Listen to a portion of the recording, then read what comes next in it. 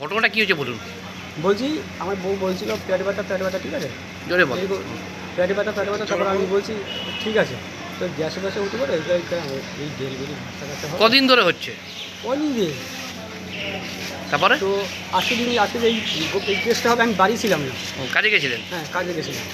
কাজে শুনে এই ব্যাপার। তো আপনার কি মনে হয় বাচ্চাটা কার? বাচ্চাটা আমাদের, এরকম বউ বলে আমার ডেলিভারি হয়েছে, আমি বুঝতে পারিনি ব্যাপারটা।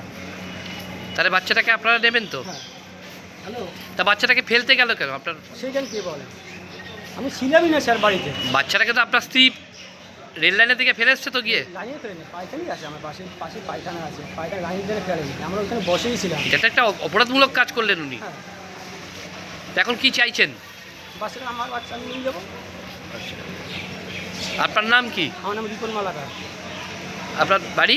রবীন্দ্রনগর পশ্চিম পাড়া, আর আপনার স্ত্রীর নাম? বর্মিলা কীর্তনিয়া।